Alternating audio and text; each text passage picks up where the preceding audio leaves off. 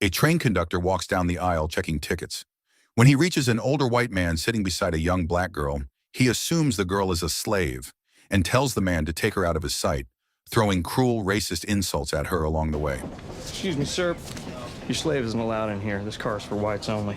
She's my daughter. Whatever she is to you, she doesn't belong here. The man stays calm and says the girl is his daughter, but the conductor does not care.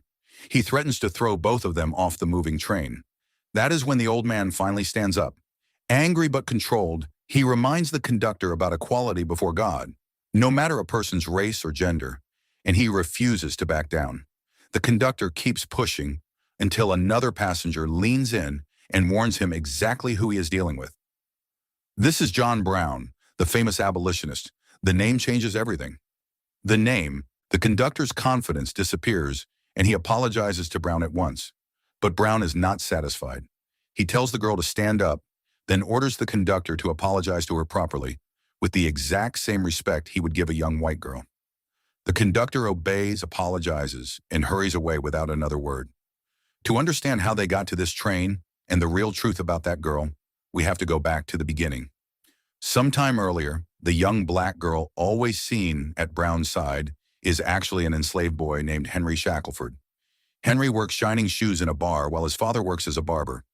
One day as they serve a customer, the bar owner, Sherman, walks in and deliberately picks a fight with that customer. What Sherman does not realize is that the man is John Brown, a fierce abolitionist who believes slavery must be wiped out of the country by any means necessary. Even alone, Brown takes Sherman down with ease, intimidates his men, and makes his mission perfectly clear.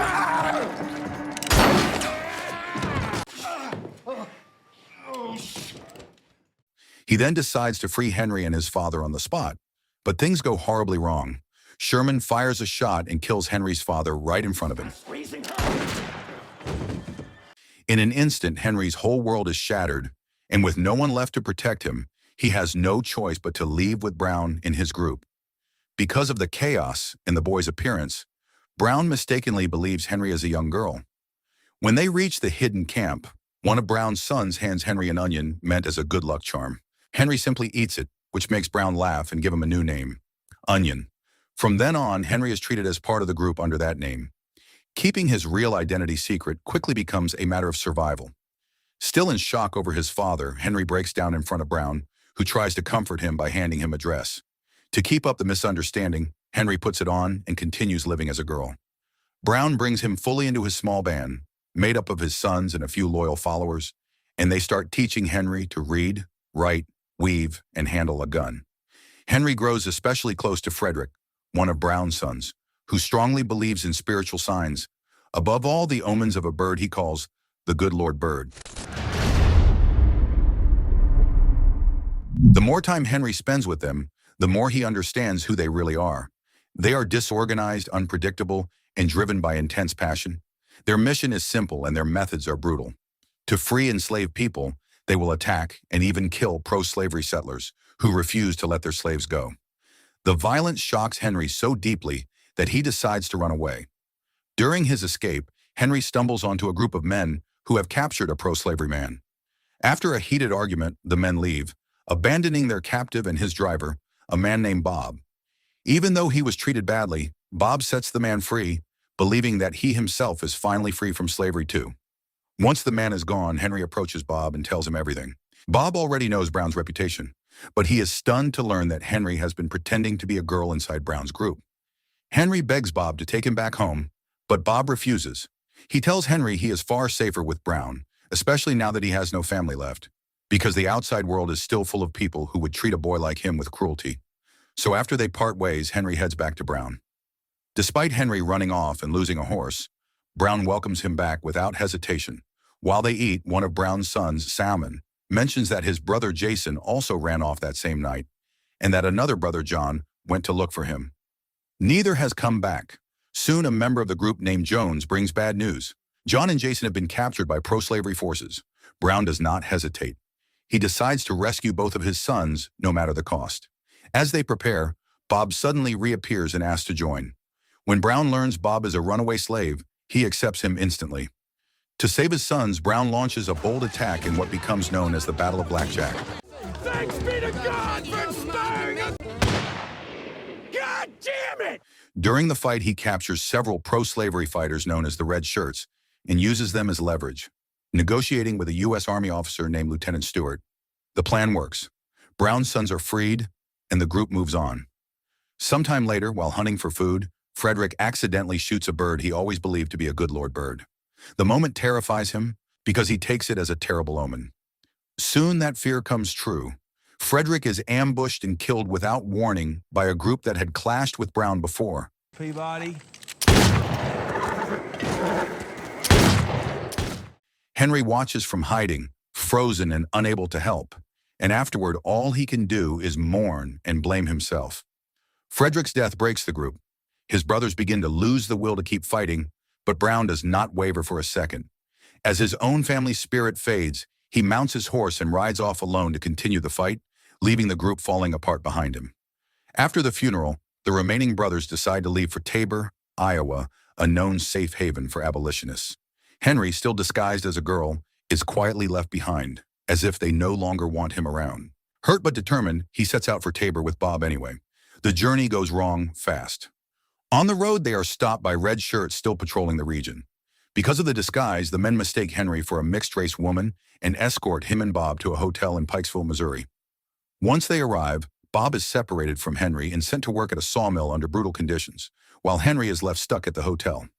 There, Henry meets a woman named Pye, a sex worker with a tough exterior and a softer side underneath. She tells him to clean up and change clothes, but terrified of being exposed. Henry hides under the bed. When Pye finally coaxes him out, she is shocked to discover he is a boy. At first, she orders him to leave and threatens to report him to the Red Shirts.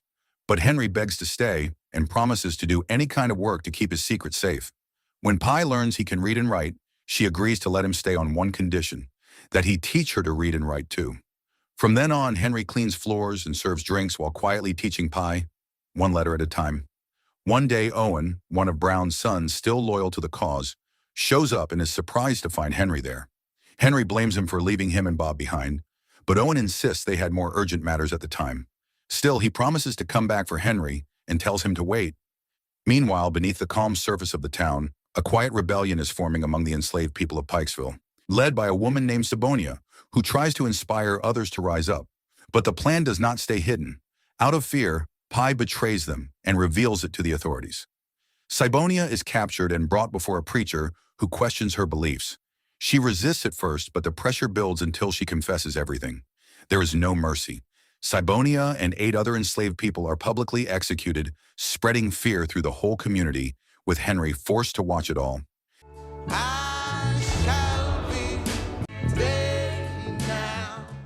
Then in the middle of that horror, Brown suddenly returns with his group and launches a surprise attack on Pikesville to free the enslaved.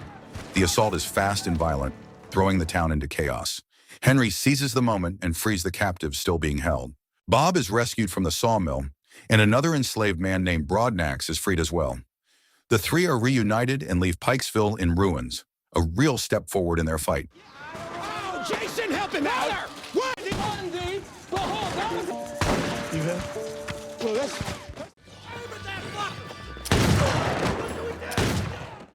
In the days after, the pressure on Brown keeps growing. Stewart returns and urges him to surrender, revealing that the government has now placed a bounty on his head. But Brown's determination does not change. He visits the widow of a fallen comrade to tell her that her husband died bravely, and he asks his followers to sign an important statement he calls the Declaration of Liberty. Then, with Henry still disguised as a girl at his side, they board a train heading to Rochester, New York, a center of abolitionist activity. On that train comes the confrontation with the conductor who mistakes Henry for a slave, the same standoff that ends with Brown forcing the man to apologize to Henry once he learns who Brown is. When they finally reach Rochester, Henry is amazed. For the first time, he sees black people living peacefully alongside white people as equal members of the community. Brown takes him to hear a speech by Frederick Douglass during a 4th of July celebration. Douglass speaks with real fire about the deep irony of celebrating freedom while slavery still exists, and the words leave a powerful impression on everyone there. Afterward, Douglass invites Brown and Henry to his home, where Henry sees a life unlike anything he has known. Douglass lives with his wife, Anna, a calm and strong black woman, and also with a white woman named Ottilie who shares a close relationship with him. Henry is quietly surprised by all of it, but Brown signals him not to ask questions.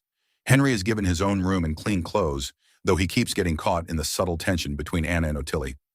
Over dinner, Douglas voices his worries about Brown's plans. It is clear Brown intends to take direct action with weapons, and Douglas believes that path is far too dangerous and could end in disaster for many people.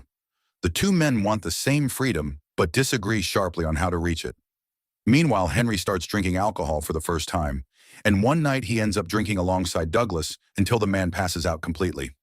As things grow more confusing, Henry considers slipping away through the Underground Railroad hidden inside Douglas's office, a secret network that helps enslaved people flee to Canada. He is tired of living a lie. But then he meets a man named Emperor, a former slave who escaped and now works as Douglas's assistant. That meeting shifts something in Henry, and in the end, he decides not to run. He chooses to stay with Brown and keep going, even though the road ahead is only getting more dangerous. Brown, always one step ahead of federal agents, travels from town to town giving passionate speeches and raising money and support. During one speech, Henry spots a man walking straight toward Brown and fears he is an agent about to make an arrest. Instead, the man turns out to be Hugh Forbes, an old acquaintance. Hoping to strengthen his forces, Brown recruits Forbes, a former mercenary who claims he fought alongside Giuseppe Garibaldi, and hands him a large sum of money to train his men. But the trust is misplaced. Forbes vanishes from the hotel with all the money and never returns. When Brown realizes it, he is so furious he fires a shot in his rage, and Henry has to step in to calm him, suggesting they can recover the money through more speeches. With their resources running low, Brown and Henry continue on foot toward Canada. The journey is exhausting, and frustration builds inside Henry. Even while fighting for freedom, he is still taking orders from a white man, and when he sees a simple family living peacefully together, he aches for the family he lost. Seeing this, Brown shows a rare gentle side. He gives Henry a Bible that once belonged to his grandmother and offers him a real choice: the freedom to walk away and live his own life without being tied to the fight. It is a quiet moment that shows Brown understands the conflict inside him. Their journey brings them to Chatham, Ontario, where Brown delivers another powerful speech, this time openly calling for armed resistance against slavery. Some support him, but others question the plan since the details are still unclear, and doubt spreads through the room. Then Harriet Tubman steps forward and openly backs Brown. Her presence instantly shifts the mood, and more people begin to believe. Brown thanks her, and afterward Tubman senses the struggle inside Henry and gives him her shawl, both to comfort him and to remind him what they are all fighting for. As support grows, Brown recruits more followers, including Henry, who decides to stay and keep fighting. In a private meeting with his most loyal people, including his sons and Bob, Brown finally reveals his grand plan. He intends to attack the federal armory at Harper's Ferry, Virginia, seize thousands of weapons, and spark a large-scale uprising that could grow into a full war. As preparations begin, Henry, still disguised as a girl, arrives in Maryland with a new recruit named Cook, who rents a remote farmhouse as a base. But Cook quickly gets distracted by a woman and leaves Henry alone at the house. Henry's presence, without his supposed master, draws attention. A carriage driver named Jim warns him to leave the area fast. Henry insists he is there on Brown's orders to free the enslaved people on the plantation owned by Colonel Louis Washington, and he wins Jim over by proving he can read and write a letter from Brown. Soon a woman named Mrs. Hoffmaster arrives asking about Cook, already suspicious of the strange activity around the house. Henry stays calm and claims Cook is asleep. Henry then takes on a dangerous task, secretly trying to recruit enslaved people from Colonel Washington's plantation using what little trust he has. In the process, he meets a free black railroad worker named Hayward Shepard, who agrees to help after hearing Brown's plan. Shepard promises to bring reinforcements by rail, and Henry even gives him money, along with a password meant to confirm their identity when the time comes. Before long, Brown arrives with his group and members of his family, including his pregnant daughter-in-law Martha and his daughter Annie. The moment Henry meets Annie, he is instantly captivated. Annie treats him warmly like a close friend, and Henry begins to feel something deeper. Bob notices right away and warns Henry to be careful and keep up his disguise. When Mrs. Hoffmaster returns asking questions, Annie lies that Cook and the men have gone to work in the mines, and that Henry is just their servant. But Mrs. Hoffmaster grows more suspicious and accuses the family of being abolitionists before Annie forces her to leave. As preparations intensify, Brown meets Douglas again in a secluded place. This time, Douglas firmly refuses to join, certain the plan will end in disaster, and the gap between the two men is clearer than ever. Still, not everyone turns away. Emperor chooses to join Brown. Meanwhile, Mrs. Hoffmaster's suspicions boil over, and she reports them to the sheriff. The rising pressure forces Brown to move sooner than planned, before everything is ready. To keep them safe, Henry is ordered to leave with Annie and Martha. But on the way, he suddenly realizes something critical. He never passed Shepard's password on to Brown, the one thing that could confirm the reinforcements are friendly. The realization forces him to act. In a rush of emotion, Henry finally reveals his true identity to Annie, admitting he is a boy and ending his long disguise. He shows his feelings for her in a brief moment, then turns and runs back to warn Brown before a mistake turns deadly.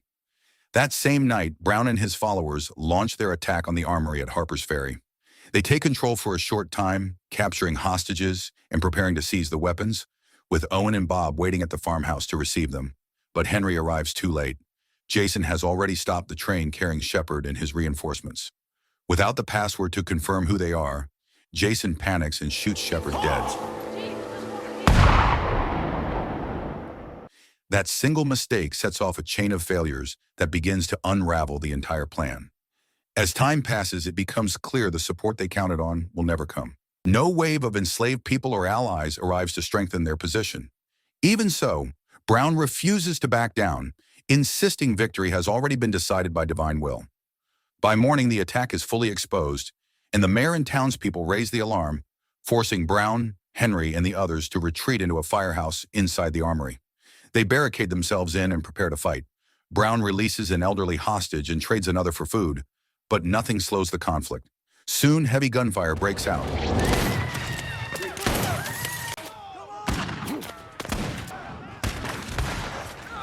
In the chaos, Henry, Bob, and Cook escape to a nearby plantation, where they run into Jim, who boldly captures his own master, Colonel Washington. Jim considers killing him, but Cook suggests they force Washington to come meet Brown instead. On the way, they are ambushed by armed men, and in the middle of the gunfire, Bob makes a desperate leap off a bridge to escape. The others make it back to Brown's group with Washington now held hostage. The mayor tries to negotiate a stop to the bloodshed, but he is killed as the situation spirals. If you think...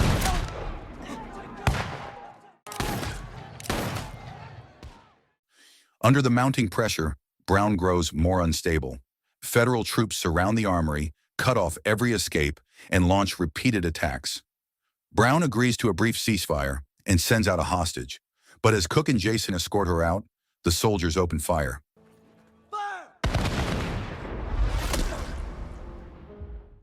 Cook is killed instantly, and Jason is dragged back inside, too badly wounded to survive. Jason dies in his father's arms, leaving Brown devastated. Instead of surrendering, Brown grows even more furious and prepares to strike back with his remaining men. Lieutenant Stewart delivers an ultimatum, giving them until dawn to surrender.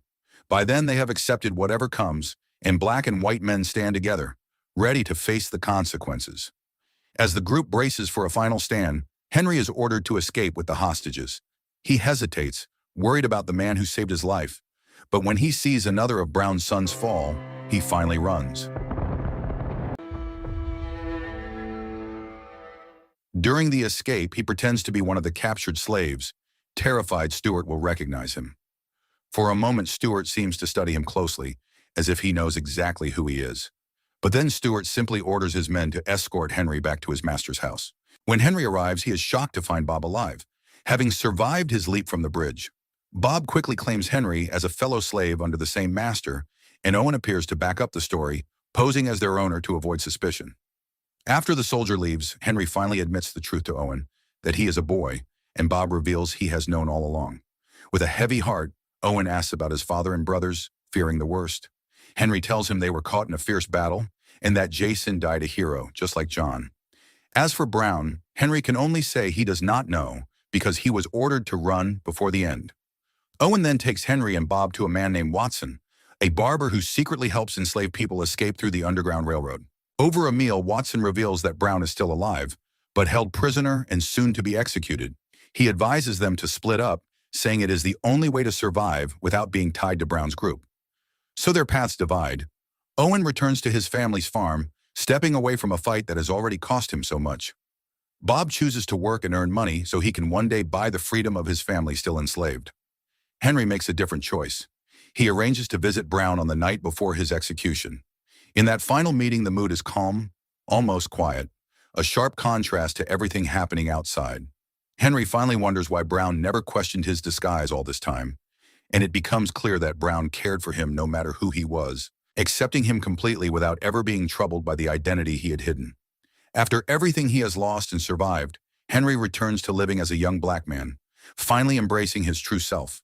When the day of the execution comes, he is not allowed to witness it. Still in his mind, he imagines Brown's final words, a reflection of his belief in the country he fought for, a place he saw as beautiful even though it was filled with conflict and sacrifice. So the moral of the story is sometimes the people who teach you the meaning of freedom are the same ones you have to watch die for it, and all you can do is keep living with the weight they left behind.